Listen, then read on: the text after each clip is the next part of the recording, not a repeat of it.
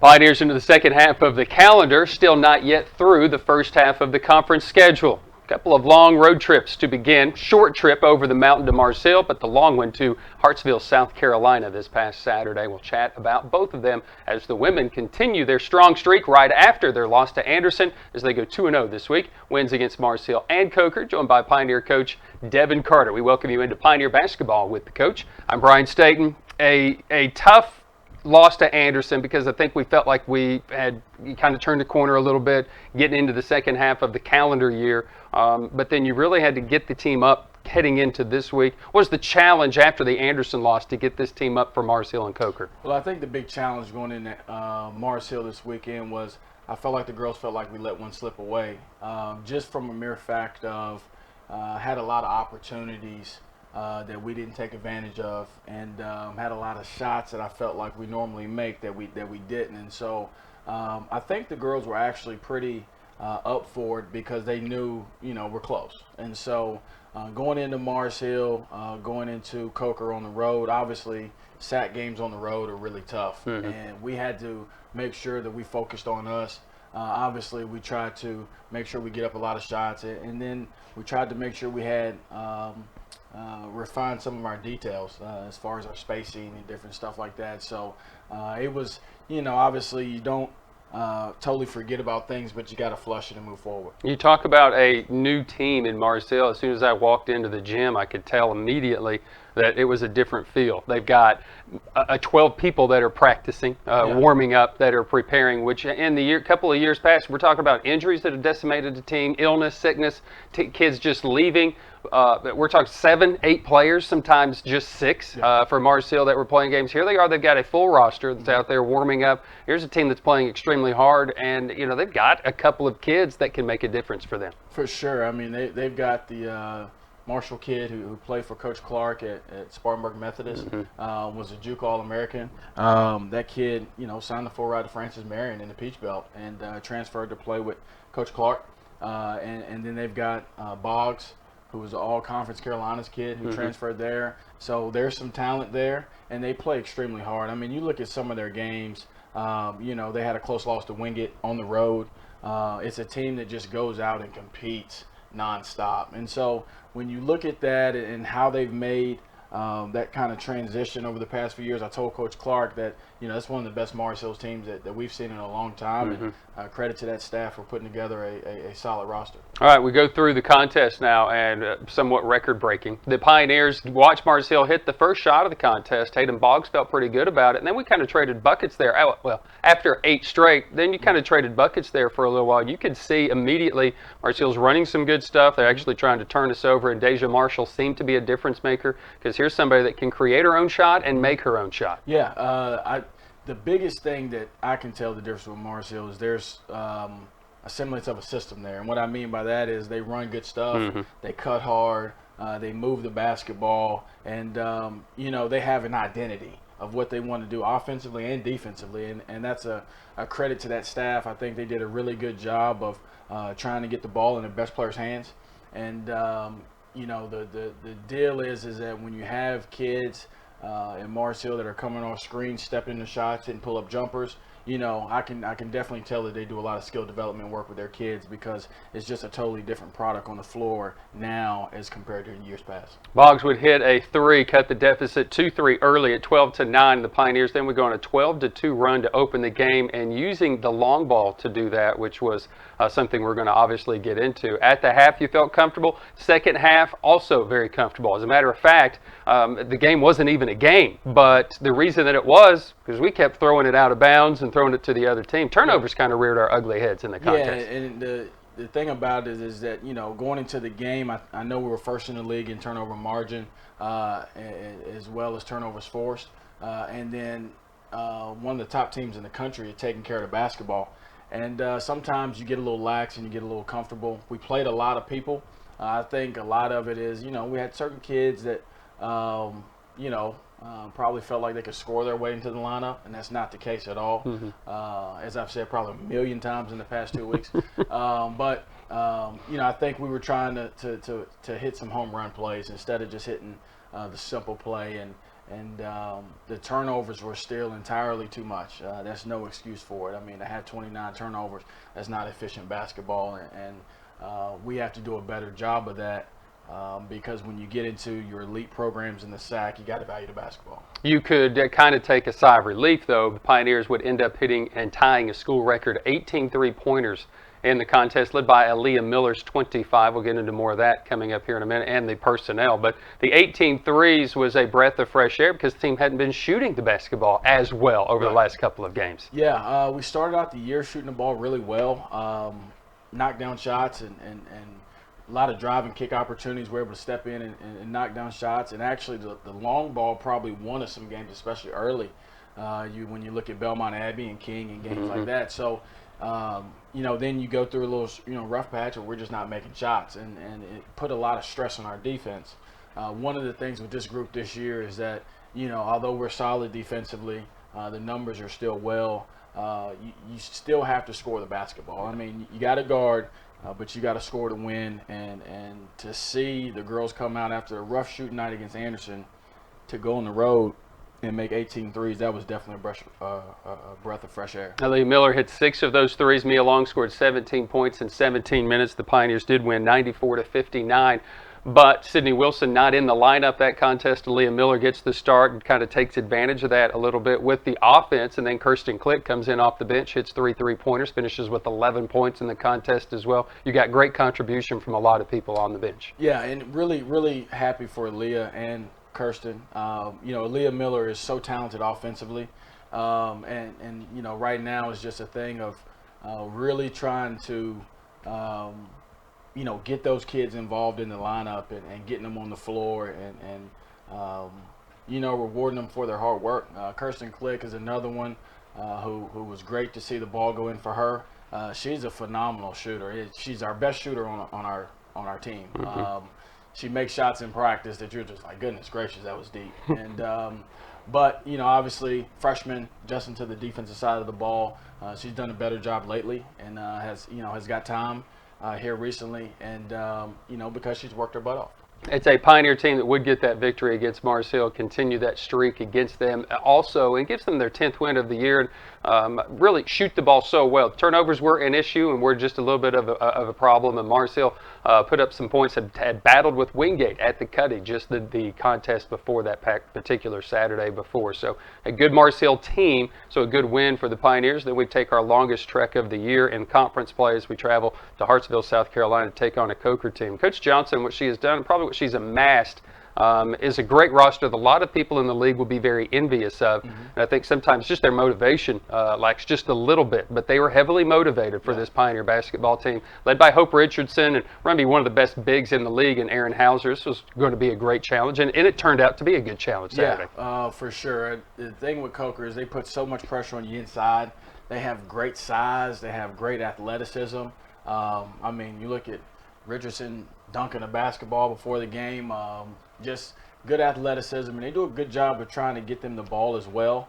And for some reason, Coker is always that trip for us. That's that trip that's a tough trip for us to make. It's a long, you own the bus and everything else, and then for some reason you get down there, and I don't know, we've never shot it great down there.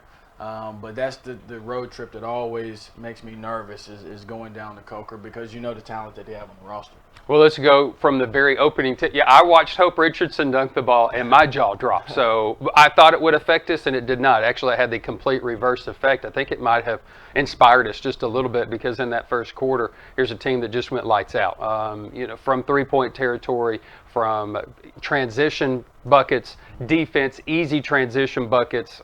You're making some difficult shots in the paint. Everybody's scoring. Anybody that's coming in is putting up some points. Put up 29 points in that opening quarter, and you had to feel real confident about your team after that. For sure. To continue the shooting trend, that was big for us. I just wanted to see if it was a hot night or if it was something that we can build upon, and to get out, with our basketball team, for us to get out in transition and create those rhythm shots is big for us. And so we were able to get out in transition, got a couple rim runs, with our post players. Guards got a couple of kick aheads and finishes at the rim. And then what that does is that just opens up the floor for you. And so then, we're able to get into the paint and spray the ball back out for some rhythm threes. And girls did a great job of knocking them down. And like you said, our bench came in and they were knocking down shots as well. Maya Belton came in and knocked in a few, and we were able to just kind of really get going in that first quarter. Belton did hit 2 3-pointers deep. Jayla Arnwine started it from deep. Jazz Williams comes in and hits a 3. Elle Hutchinson, I felt, came off the bench in that first quarter as well and really made some great contributions. So a 29-point first quarter, shooting lights out of nearly 70%. Then the second quarter happens. We get a couple of stoppages of play. Seemed like during a fast break transition as well. And we kind of stopped things, and who knows what may have happened after that. But it's almost as if we hit a wall. That wall was Richardson. Yeah. I felt like she did a really good job in the paint and making shots extremely difficult. For sure. She did a great job in the paint. And the thing with her is that she's so, athletic. She's so big, long arms. She forces you to try to play around her. Mm-hmm. And, she's did a very good job of sealing at the rim and creating angles, I felt like. And so she made it difficult for us. And then I felt like, in the first quarter, really sharing the basketball. And I think our kids started looking at the scoreboard a little bit and started taking some shots that were a little out of character. Our four-man's not breaking the press by themselves and going one-on-one to the rim. That's just not what we do. And so I felt like we had some once again, I think we had some kids that felt like, man, hey, it's time to go. I can score my way to the lineup. It's not the case. Never going to happen here. So got a little out of character. And I told our girls at halftime, like, you can't look at the scoreboard. I think we're up 15 at the half and feel like this game is over. You're on the road. And on the road, it's unknown territory. And we have to do a better job of closing the quarter. We have to do a better job of closing out halves and closing out games as well. Pioneer team that led by 18 early in the game and then took the big lead at the half. Coker would trim that deficit down to 7 in the second half on 2 separate occasions. Emily Davis hit 2 big 3 balls, and I thought that may have been the difference. They weren't hitting the shot, and all of a sudden she hits a 3. Mm-hmm. They hit 4 for the entire game, and I think that felt as if gave them the confidence that they could. We started throwing it around a little bit, in that second half. Gave them a lot of confidence. And then we're not making free throws to really put the game away. It kept them in the contest. For sure. And, Emily Davis is a kid, another JUCO All-American from Wake Tech. And she was a kid that was averaged about 24, 25 a game coming out of junior college. And don't know if she's been battling injuries or eligibility or what, but just came into the lineup here. That was her 3rd game and showed, that she can score the basketball. She played her most significant minutes against us. And so going in, obviously I told the girls that, this kid comes in with a reputation, and she showed that. And then at the end of the day, too, though, for us to get to the line 38 times is great. Mm-hmm. For us to miss the free throws that we did is not so great because we had done a pretty solid job. I think we were 3rd in the league or 2nd in the league in free throw percentage all year. And to miss that many free throws on the road, obviously, we've been doing the past few days is getting to that free throw line. And because, the reason why it's big is because now all of a sudden, if you make your free throws, you're talking about a 25-point game. Right. or we're able to do a little bit more with how we sub and get the kids more time and everything else like that. But to miss that many free throws, we got to be better. Pioneers 19 of 38 from the free throw line in the contest. Jayla Arnwine does tie a career best, 19 points in the game. Mia Long finishing with 18. And for her 2nd consecutive game, Jazz Williams finishing with 12 rebounds. Felt like she was the difference in that contest. I wanted to talk about Jazz because I felt like against Hope Richardson, she got 2 blocks on her in the paint, point-blank shots with her team down 7 and was a good rim protector for us. For sure. And, Jazz is she's a kid that, so I don't know what her mom fed her at the break. I don't know what pep talk she gave her, but Jazz has been really good for her second half of the year this year, 2nd semester. She's done a great job of just embracing her role, and Jazz knows, at least I think she knows right now that, she adds extreme value to our team when she's rebounding the ball and blocking shots. And so, if she hits a step-out 3 every now and then, that's great. But the way she impacts the game is getting off the floor, rebounding, and finishing possessions for us, and protecting the rim as well. I give her credit because she, obviously 12 rebounds. Then she had 7. She's close to averaging double-figure rebounds since the break. And, she's really embraced that role. She adds another dimension to our team, and she makes us deeper. And she makes our press better because she's on the back line and she's able to protect the rim. So really proud of her embracing that role. Really proud of the growth that she's made, and she knows it's about it's about to be over for her. And I think she's really taking that challenge on and trying to make the best of it. Pioneers take care of business this week. Needed to. They get the 18 threes against Mars Hill, get the 94 points there. They get a 75-63 win on the road at Coker. Never an easy place for the Pioneers to play. They call it the snake pit, and you feel like when you come out of there sometimes you've been snake bit. Pioneers struggled with their offense just a bit in that contest, but were able to persevere and battle through to get the 12-point victory. More importantly, with their 11th win, now 6-2 in the league, they stay with the upper elite in the South Atlantic Conference. What that's all about, we're about to see this coming week. And we'll talk about that when we come back with more Pioneer basketball with Coach Devan Carter right after this. So much of life these days is rushing around from one place to another. Sometimes you just want to enjoy the journey on the way to the destination. And part of what makes it a little more enjoyable is an appreciation for the folks who help you get there. At Ingalls, we know that the people who send you on your way are the same ones who keep you coming back. I think you should take it for a spin. Are you serious? Ingalls, all the ingredients for family. We are in Grand. Be back into Pioneer basketball with Coach Devan Carter. The Pioneers, as he's kind of said, it is a moving week, I think, for everybody in the South Atlantic Conference. The Pioneers are one game back out of first in this league, and now you got Carson Newman, who's taken on some brilliant teams this year. Actually, I went down and watched the men play North Georgia, and Carson Newman was playing at 10th ranked North Georgia at the time, and basically battled the entire way against that game. That was a phenomenal game for them. And then this week, they've just kind of been rolling along, and here they are, a three-point shooting team led by a freshman in Braylon Weichel, and another Weichel that seems to be there at Carson Newman. Yeah. So that's the first game of the two of the week. Let's just talk about Carson Newman, because I don't think you really have to do any rah-rah. We don't have to get up for this one. This is it. I mean, this is kind of the elite. This is how you define Tusculum basketball. Absolutely, and I think that obviously going on the road there, tough place to play. You hear everything. Somebody's across the gym talking, and you feel like they're right behind your ear. So very historic place to play. Obviously, we've gone down and competed, but hadn't won there in a while. And last year losing by 2, I think it was, to close out the game, didn't close the way we wanted to, and had a chance at the last possession and just didn't finish. And I've told our girls that the details of what we do are going to define our season. And so when you go on the road to Carson Newman, you got to protect the three-point line. One of the best three-point shooting teams I've ever seen. I mean, they flat out shoot the ball, and I know he won't share it with me, but Mike Mincy might have to tell me what he's doing with these shooters, because they shoot the daylights out of the ball, and then they have arguably the top or second best player in the league in mirror sights. Mm-hmm. I think she's the toughest kid in the league. She rebounds the ball. I think she leads the league in scoring and rebounding, and does a great job of creating second chance opportunities for their team.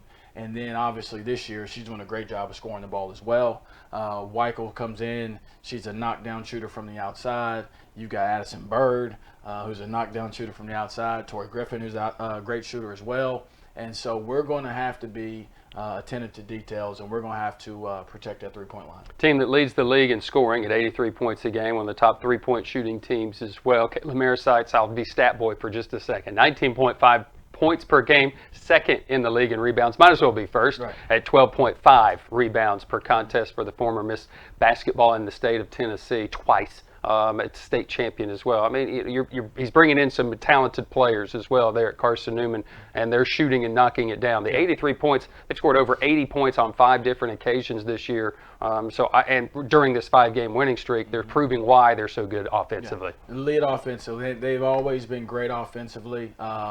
And to do that, though, you got to have good players, and they've got really good players. I think that one of the things that really stands out to me about this group, from years past, is they do a great job of implementing their bench in the game as well. Their bench comes off and gives them a great lift and sparks them. So it's a very different team than last year. Last year they had a bench, don't get me wrong, but they have quality depth. And so when we talk about teams and making depth a factor, those usually your teams that don't have great benches. Carson Newman has a great bench. You look at the kid they got from LMU that transferred in from Gatlinburg Pittman, and they just do a really good job of getting those kids into the game, and those kids do a great job of providing a spark for them as well. And they are obviously doing quite well. A team that leads the league in assists, and what that usually means is they're taking good shots because they're finding the open shooter in the contest. And when you got somebody like Marisites and Bird and Weichel that are finishing things off, obviously playing quite well. 10 wins on the season for the Carson Newman Eagles, 6-2 in the league. Follow that up with the Pioneers' first home game since we started the 2020 calendar year, and that will be the Wingate Bulldogs. Now, don't fall asleep on this team either. They have struggled over the last couple of teams against Virginia Wise, per se. Another struggle earlier in the week for that. They had to rally and come from behind and win. But here is a quality team. 5-3 in the league, 11-4. Seems like they're always in the conversation at the end of the year, or it seems as if they're always in the tournament championship game at the end of the year. And here they are coming into Pioneer Arena on Saturday, and you know they'll be ready to play you. For sure. And one of the things with Wingate is, number one, I think, you talk about Wingate basketball, you just talk about toughness. They're a tough basketball team. They're young. They're athletic. They always have great point guard play. They had their point guard transfer to Belmont Abbey, and then they bring in another freshman point guard, and she's just as good, scores it better. Hit the game-winning shot, I think, in their last ball game. And they just do a really good job of creating a culture of toughness. And then I think Coach Hancock, I respect the daylights out of her. I think she's a great coach. So you bring a Wingate team in that's going to get after you. You know they're going to be really good defensively. You know they're going to have a rim protector in Talia Jeter, and you know that they're going to compete. And so sometimes you forget the top dog's the top dog for a reason, and Wingate has done a great job being that in our league. They present a lot of challenges, and we're going to have to be ready. I told our kids they're really good teams. They protect home court, and then they go on the road and steal some along the way. And so we have to do a good job of protecting home court. We're going to have to rebound the ball. We're going to have to score out of transition. And then we're going to have to step in and knock down some shots. Good defensive team, not a great offensive team, but Hannah Clark did hit the go-ahead bucket with just 8 seconds to play against Virginia Wise. They do have the rim protector in Talia Jeter. They have 4 players averaging double figures from just 10 to 12. Not a high-scoring team, but it's an efficient scoring basketball team. Very efficient. They do a great job of maximizing their possessions. And so, sometimes on offense, you one or two sides of the ball. You're either going to play really fast and get up a lot of shots and maybe quicken the shot clock, or you're going to run your stuff. And Wingate runs their stuff. They do a great job of screening. They do a great job of moving the ball. They do a great job of putting their players in a position to score the basketball. So, some games, the details matter in every game, but some games when you're playing against a team that's that efficient, every detail matters, and that's 1 through 5, and that could be what you're doing on the ball screen, who the shooter is, who the non-shooter is, and we have to be locked into our details with Wingate, because if not, they'll make you pay. Bulldogs won 3 games against the Pioneers last year. Let's not lose sight on that either. And they were always something in the game. In the final minute at the Cuddy, where they were able to come through with the victory by knocking down some shots, or at Pioneer Arena, or the way things happened last year, the way the cards fell, Wingate had to take on Tusculum in the first round of the conference tournament. It was more like a tournament championship game, the way that game finished. So quality games against Tusculum and Wingate down the stretch. You won't want to miss it. The Pioneers will start the day on Saturday at 2 o'clock against the Wingate Bulldogs right back here on the Pioneer Sports Network. We've heard what you need to do this week. We've heard how you need to do it. How do you get your team motivated to play this week? Well, I think our team's already motivated. We probably had one of our best practices of the year yesterday. Had a really good, what we call detail day, and that's just fine-tuning some things and working on us more so. I think our kids realize that, they're close. They're close, and our margin of error may not be as big as some other teams, but nonetheless, I think we have a basketball team that can compete in the top 2-3 in this league. I think we have a team that on any given night can beat anybody, and I think that going on the road first this week is huge for us. We've had great success on the road.